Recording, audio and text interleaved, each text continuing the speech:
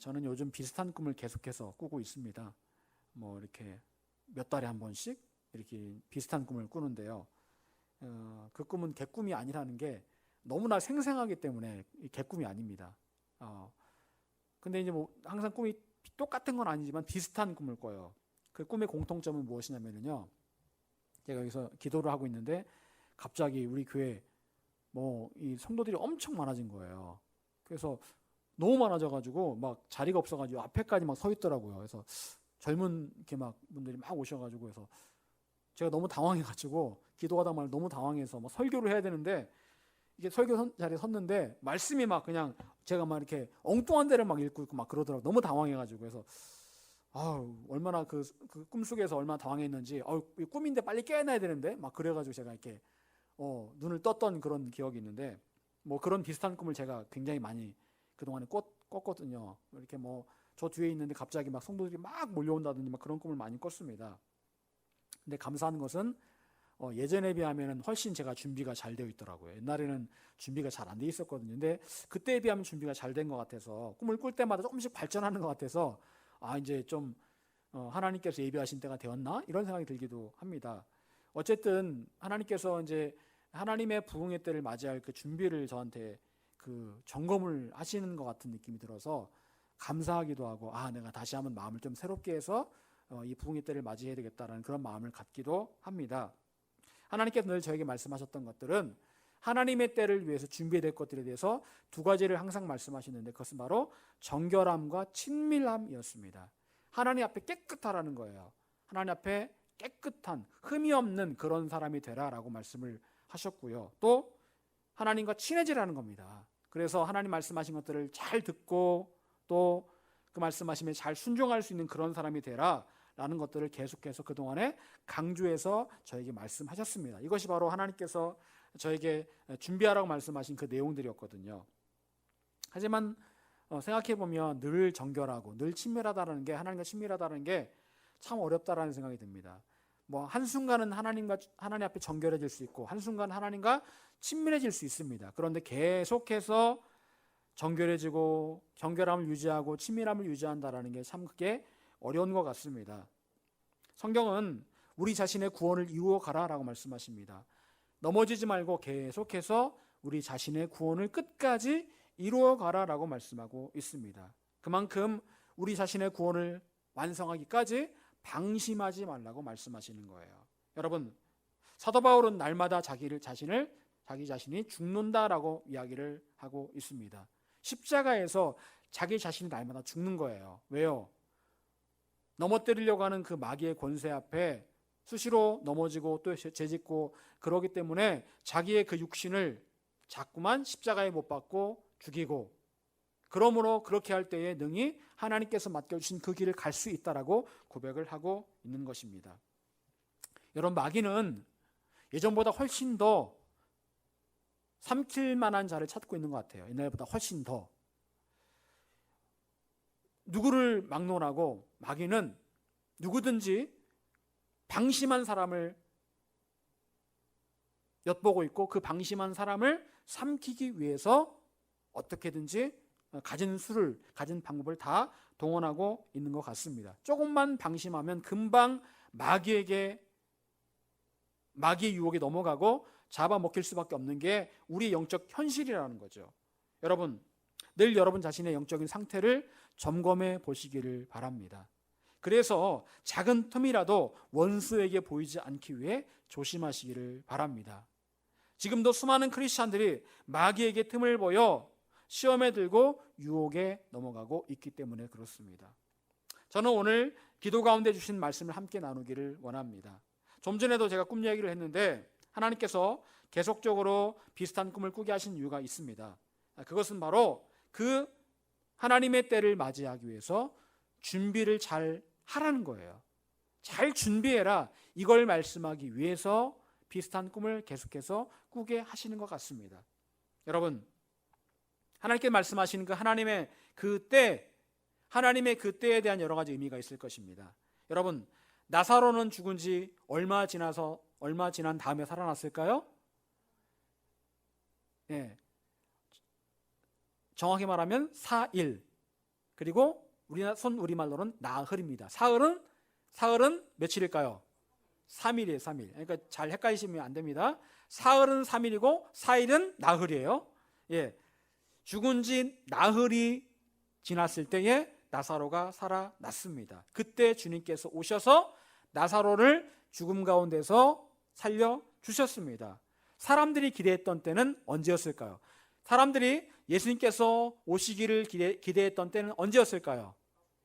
죽기 전에 오셔서 나사로를 죽지 않도록 하시는 것이 바로 사람들이 기대했던 때였습니다. 하지만 예수님께서 생각하셨던 때는 나사로가 죽은 지 4일이 지난 다음에 오시는 것이었습니다. 그것이 바로 하나님의 정하신 때였습니다. 여러분, 우리는 하나님의 때에 대해서 생각해 보고자 합니다. 우선 우리가 생각해 보아야 할 사람은 아브라함입니다. 아브라함은 몇 살에 하나님의 약속을 받았을까요? 몇 살에 하나님의 약속을 받았을까요? 75세에 하나님의 약속을 받았습니다. 하란에 있을 때에 하나님께 부르십니다. 내가 너를 열국의 아비로 삼겠다라고 말씀하십니다. 75세에. 자, 그리고 나서 몇 살에 아브라함이 그 하나님의 약속의 성취를 보게 되었을까요? 100살, 25년이 지난 다음에 하나님의 그 약속의 성취를 보게 됩니다. 약속의 성취가 이루어지기까지 몇 년을 기다린 거예요? 25년을 기다립니다. 여러분, 왜 하나님께서는 아브라함에게 약속하신 다음에 바로 그 약속을 이행하지 않으시고 왜 아브라함이 25년을 기다리게 하셨을까요? 왜 굳이 25년의 시간이 필요했을까요? 여러분, 도대체 그 25년의 시간은 어떤 의미가 있는 것일까요? 성경을 보게 되면 그 25년에 대한 기록이 나와 있는데 어떤 내용들이 있습니까? 그 기간에 가나안에 기근이 생겨서 애굽에 내려갔다가 조카 롯이 삼촌 아브라함을 떠나서 소알 땅으로 갑니다. 그리고 롯이 잡혀가서 롯을 구출하러 가고 또 아무리 기다려도 아들이 안 생기니까 누구를 통해서 아들을 낳습니까? 하갈을 통해서 아들을 낳는데 이스마엘이라는 그런 아들을 낳습니다. 그게 25년의 기록이에요. 여러분, 25년의 시간 동안 많은 일들이 있었겠죠. 그런데 그 외에 특별한 내용들은 성경에 기록되어 있지 않습니다. 단지 그 내용들, 제가 말씀드린 그 내용들만 성경에 기록되어 있습니다. 자, 그렇다고 한다면 특별한 일이 없었다면 하나님께서 아브라함에게 좀 일찍 아들을 주시면 안 됐을까요? 좀 일찍 아들을 주시면 안 됩니까? 약속하셨으니까. 그런데 25년씩이나 기다리게 하셨습니다. 여러분, 우린 때로 하나님의 이해할 수 없는 시간관념에 의문이 생길 때가 있습니다. 하나님께서 왜 이렇게 오랫동안 이렇게 기다리게 하실까? 하나님 약속하셨는데 왜 이렇게 약속의 성취가 이루어지지 않을까? 여러분, 저는 청춘을 다 목회에 바친 것 같아요. 20대 때는 학교 다니고 군대 갔다 오면서 시간을 다 보냈고요. 30대 때는 신학대학원 다니고 그리고 목회를 시작하면서 2002년도부터 쭉 목회를 해왔던 것 같아요. 남들처럼 돈을 벌기 위해서 제 인생을 바친 것도 아니었습니다.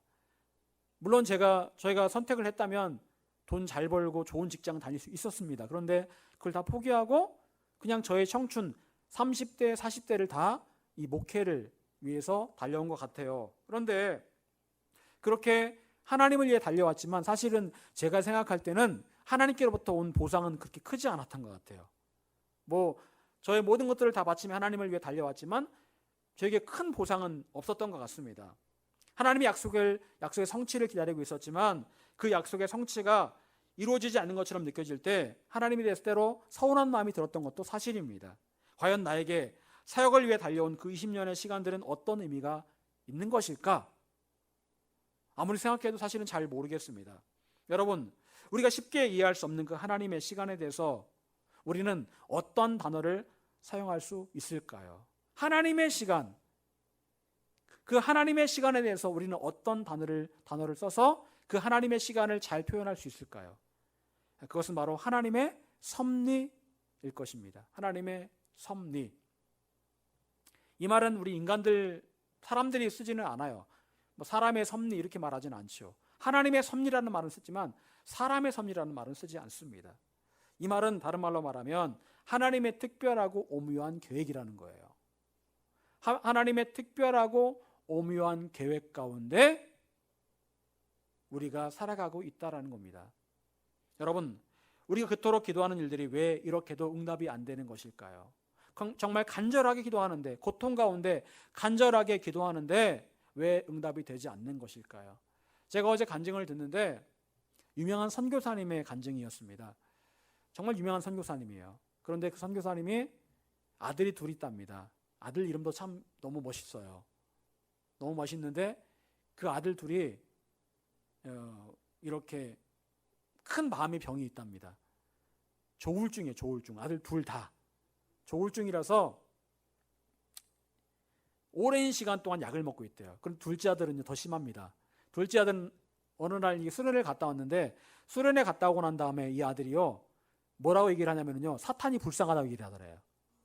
사탄이 불쌍하다고 얘기를 하면서 조금 지나니까 자기가 예수님이라고 말을 하더라는 거예요. 선교사님의 아들이. 너무 이제 어이가 없죠. 그래서 이 귀신 들렸나 해가지고 이제 어떤 미국의 어떤 유명한 치유사역자한테 데려갔는데 그분이 그러더라는 거예요. 병원에 데려가세요. 그렇게 얘기를 하더라는 거예요. 병원에 가서 조울증 약을 처방받고 그렇게 먹고 있답니다. 여러분, 얼마나 하나님이 원망스러웠을까요? 하나님 도대체 왜 이러십니까? 저는 하나님의 길을 간다고 하고 있는데 왜 저의 두 아들이 다 이 모양일까요? 왜 저의 두 아들이 다 이렇게 이상할까요? 여러분, 그런 마음이 안 들겠습니까? 그래서 열심히 그걸 가지고 금식 기도도 하고 했음에도 불구하고 아무런 응답이 없다면, 아무런 변화가 없다면 얼마나 하나님의 살아계심에 대해서 의문이 들게 될까요? 여러분, 물론 우리가 기도를 열심히 하지만 그 기도의 응답을 받지 못할 때는요, 우리가 기도를 잘 못해서 그럴 수도 있습니다. 잘못된 그런 제목으로 기도해서 그럴 수도 있습니다. 하지만 어떤 때는 욕심을 따라 구하지 않고 하나님의 영광을 위해서 기도할 때도 있는데, 그럼에도 불구하고 하나님께서 묵묵부답 응답하지 않으실 때는 정말 마음에 회의감이 드는 것이 사실입니다. 더 기도하는 게 맞을까? 저도 그런 적이 있었거든요. 어머니가 암투병 하실 때 이 자리에서 철야 기도하면서 하나님 제발 고쳐주세요 라고 기도했는데 하나님께서 고쳐주겠다라고 말씀하셨거든요. 그런데 어머님이 소천하셨습니다. 그때 마음이 너무너무 힘들었거든요. 장례를 토요일 날 치르고 그 다음날 주일날 와서 이 자리에 설교를 했잖아요. 다행히 미리 설교 준비를 해놔서 하긴 했지만 정말 피곤한 가운데 설교했지만 사실 몸이 피곤한 것보다 마음이 정말 너무너무 힘들더라고요.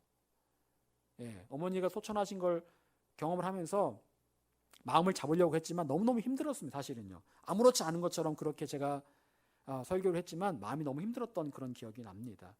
여러분, 이런 이해할 수 없는 그런 일들에 대해서 우리는 정확한 답을 알 수가 없습니다. 여러분, 하지만 이런 이해할 수 없는 그런 모든 일들에 대한 가장 적절한 해답이 있습니다. 첫 번째로, 이해할 수 없는 일들에 대한 하나님의 계획과 예정하심이 있을 수 있다는 거예요. 우리가 이해할 수 없는 그런 일들에 대한 하나님의 계획과 예정하심이 있을 수 있다는 거예요. 자, 오늘 본문에 1장 9절 말씀 같이 읽어보겠습니다. 자, 시작.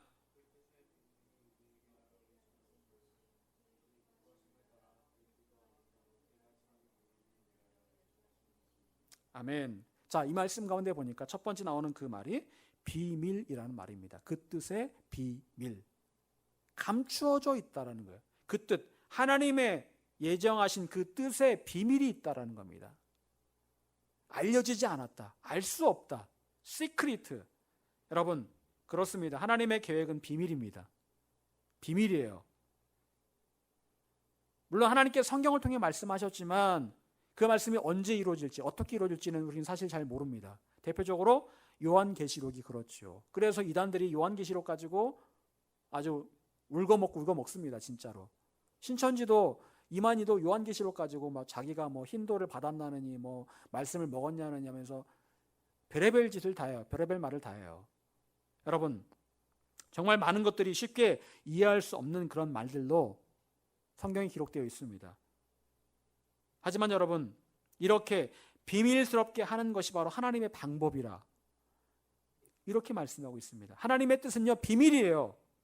심지어는 하나님의 나라 천국도 밭에 감추어져 있다라고 말씀하고 있어요. 감추어져 있다. 누구나 쉽게 그 보물을 찾아갈 수 없다라고 말씀하고 있습니다. 그래서 우리가 아무리 전도해도 쉽게 전도가 안 되는 거예요. 왜? 비밀이니까. 감추어져 있으니까. 눈이 열리지 않은 이상 그 천국이라는 보물을 쉽게 발견할 수 없는 거예요. 감추어진 복음의 비밀이 확 와닿지 않습니다.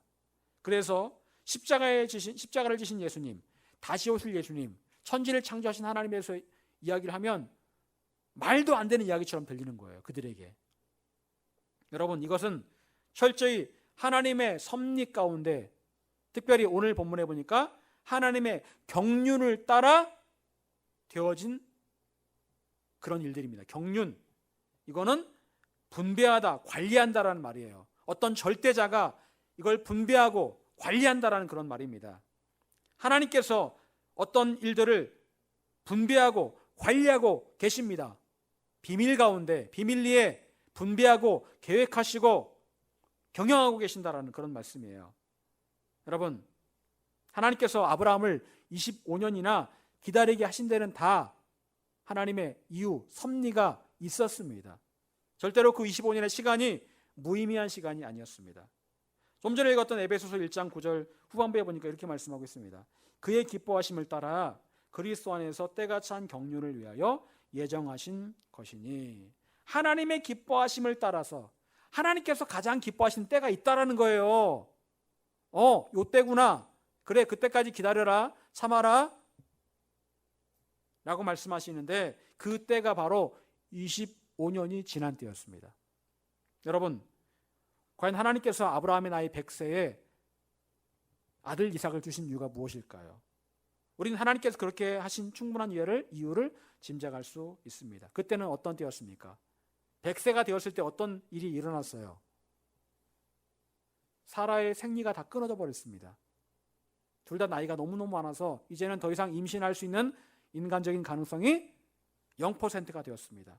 그때가 되니까 하나님께서 임신하게 하시고 출산하게 하셨습니다.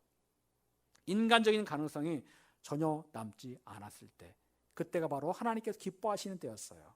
여러분, 이젠 더 이상 아무것도 할 수 없다라고 고백할 수밖에 없을 그때가 하나님께서 아브라함과 사라에게 아들을 주신 때였습니다. 남들은 쉽게 자식을 잘 낳고 기르고 있었는데 아브라함과 사라에게는 아주 특별한 계획 가운데 100세가 될 때까지 일부러 자식을 주지 않으셨다라는 거예요. 여러분, 사무엘도 어떻습니까? 하나님께 말씀을 보게 되면 일부러 하나님께서 한나에게 자식을 주지 않으셨다는 말씀이 나와요. 일부러 주지 않으셨어요. 그의 동서 분인나에게는 자식이 그냥 생겼는데 한나에게는 자식을 주지 않으셨어요. 일부러. 왜? 가장 적절한 때에 사무엘을 주시기 위해서 하나님께서 그때까지는 주지 않으셨다라는 거예요. 여러분, 하나님께서 사랑하시는 사람에게는요, 하나님께 기뻐하시는 아주 특별한 계획을 따른 예정하심이 있습니다. 예정하심이 있어요. 남들은 어떤 일이 잘 됩니다. 그거 부러워하지 마세요. 그들은요, 하나님과 상관없이 자연인으로 살아가기 때문에 잘 될 수도 있습니다. 잘 되는 것처럼 보일 수도 있어요. 하지만 여러분이 하나님께 사랑받는 사람이라면 하나님께서는 여러분을 향한 아주 특별한 계획을 갖고 계심을 믿으시기를 바랍니다. 하나님의 그 예정하심 가운데 여러분을 선하게 인도하고 계십니다. 두 번째로, 하나님께서 때로 우리에게 기다리게 하시는 이유는 무엇일까요? 아직 준비가 되지 않았기 때문에 그래요. 아직 준비가 되지 않았기 때문에. 그래서 하나님의 역사를 볼 수 없는 겁니다. 여러분, 이스라엘 백성들은 애굽에서 430년을 고생을 했습니다. 그리고 이제 하나님의 약속을 따라서 가나안에 들어가게 됩니다. 여러분, 그런데 원래 하나님의 계획은 그들이 가나안에 언제 들어가는 것이었을까요? 언제 들어가는 것이었습니까? 예? 여러분 가데스 바네아를 보면 가데스 바네아 사건을 통해서 우리가 알 수 있는 게 무엇입니까? 가데스 바네아에서 이제 모세가 12명의 정탐꾼을 뽑아서 가나안에 들여보냅니다. 여러분 정탐꾼을 보냈다는 얘기는 무슨 얘기예요? 지금 들어가겠다는 거거든요. 자, 그 정탐꾼을 보낼 때가 애굽에서 나온 지 얼마 되지 않았을 때였어요. 얼마 되지 않았을 때였습니다. 가나안에 들어갈 이제 막 그런 시점이었습니다. 하나님의 계획은요, 원래 이스라엘 백성을 가나안에 곧장 들여보내시는 거였습니다. 그런데 가데스 바네아에서 이스라엘 사람들은 하나님을 크게 실망시킵니다. 정탐꾼들은 정탐하고 온 가나안 땅에 대해서 어떻게 했을까요? 악평을 합니다. 악평을 해요. 그리고 그곳의 사람들을 보면서 그들 앞에 우리는 메뚜기 같다라고 말을 합니다.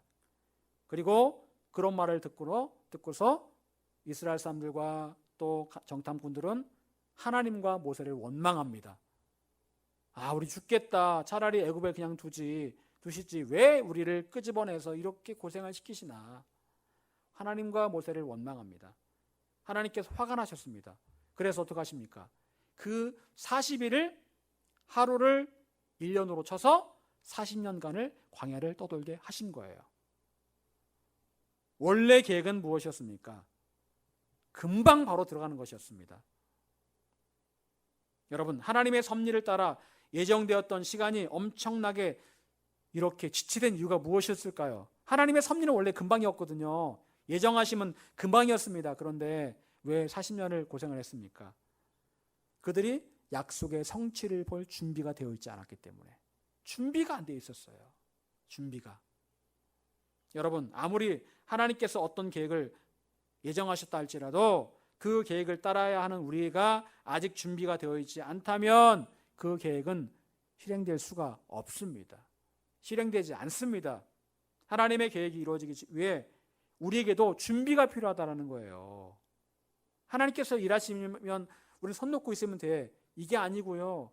우리에게도 준비가 필요하다는 겁니다. 그런데 우리는 하나님께서 약속하신 일들이 이루어지지 않는다고 하나님께 불평만 합니다. 정작 돌아봐야 할 것은 바로 나 자신의 준비 상태인데 말이죠. 여러분, 그렇다면 하나님의 계획과 예정하신 대로 이루어지는 것을 보기 위해서 내가 준비해야 될 것은 무엇일까요? 뭘 준비해야 될까요? 이것 또한 가데스 바네아에서 이스라엘 백성들의 모습을 통해서 알 수가 있습니다. 그들에게 아직 가나안에 들어갈 준비가 되지 못한 모습은 무엇이었을까요? 핵심은 바로 그들은 하나님께 순종할 준비가 되어 있지 않았다라는 거죠. 순종할 준비가 되어 있지 않았다라는 거예요. 여러분, 하나님께서 이 모세를 통해서 12명의 정탐꾼을 뽑게 하시고 보내신 이유가 무엇일까요? 정탐만 하라는 거예요. 보고만 오라는 거예요. 그런데 그들은 그 땅을 보고 와서 뭐라고 말합니까? 평가라며, 평가. 보고만 오라고 했는데 악평을 해요. 그리고 악평을 한 다음에 하나님과 모세를 원망까지 합니다. 그냥 정탐은 보고만 오는 거거든요. 순종을 안 했어요. 거기에 나의 생각, 나의 지혜를 하나님의 계획에 덧붙여버린 겁니다. 그래서 하나님께서는 그들에게 너희들 준비가 덜 됐다. 아직 멀었다. 40년 뺑뺑이 돌아. 안 돼. 안 돼. 너희들은 안 돼. 이렇게 말씀하신 거예요. 그럼 나중에 40년이 지난 다음에 여리고성을 정복하러 들어가잖아요. 그때 그들이 어떻게 했을까요? 7일 동안 침묵하면서 그 성을 돌기만 합니다. 침묵했다. 말하지 않았다. 내 생각을 덧붙이지 않았다라는 거예요. 아무 말도 하지 않고 돌았다. 순종했다라는 겁니다. 하나님의 그 계획에 대해서 말하지 않고 그리고 순종만 했다라는 거예요. 그렇게 했을 때 그 여리고성이 무너졌습니다. 순종의 준비가 그때는 되어 있었어요. 40년 전에는 되어 있지 않았습니다. 여러분, 하나님께서 행하신 일들 내가 하는 거 아닙니다. 아담과 사라가 만약에 생리가 끊어지기 전에 아들을 낳았다면 어떤 생각을 했을까요? 아, 됐구나. 우연히 이거는 우리가 한 거야. 이거는 우리가 한 거야. 여러분, 그 중간에 이 사라가 하갈을 통해서 아브라함에게 하갈을 줘서 이스마엘을 낳잖아요. 그 뜻은 무슨 의미입니까? 인간적으로 한번 해보겠다라는 거예요. 하나님 때를 못 기다리니까 내가 한번 해보겠다라는 겁니다. 하나님께서 그 이스마엘을 하나님의 약속의 자녀로 삼지 않으셨잖아요. 그리고 그 이스마엘이 지금의 누구의 조상이 됩니까? 이슬람의 조상이 되잖아요. 이슬람의 조상. 그래서 이슬람이 지금 그 유대인들을 얼마나 괴롭힙니까? 예? 인간적으로 뭔가를 해본 결과 참혹한 그런 일들이 현재 벌어지고 있다는 거예요. 여러분, 하나님께 원하시는 모습은 절대적인 순종입니다. 나의 생각, 나의 말을 하지 않고 하나님께 절대적으로 순종하기를 원하고 계십니다. 그걸 준비시키시는 거예요.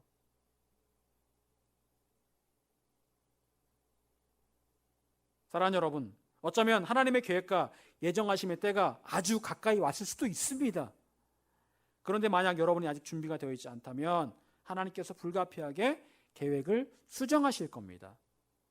지금 우리에게 필요한 것은 철저히 하나님께 순종만 하는 겁니다. 나의 생각, 나의 말을 다 묶어버리고 하나님께 철저히 순종만 하는 거예요. 그렇게 준비가 되어 있다면 하나님께서 저와 여러분을 향한 그 계획대로 하나님께서 예정하신 때에 하나님의 일들을 이루어 가실 것입니다. 사랑하는 여러분, 여러분은 그때를 맞이할 준비가 되어 있으십니까? 하나님의 그 약속의 때를 맞이할 준비가 되어 있으십니까? 우리 자신이 아직 그 계획의 성취를 볼 준비가 되어 있지 않다라면 이건 문제예요. 그걸 하나님께서 저에게 말씀하셨고 또한 우리 모두에게 말씀하기 원하십니다.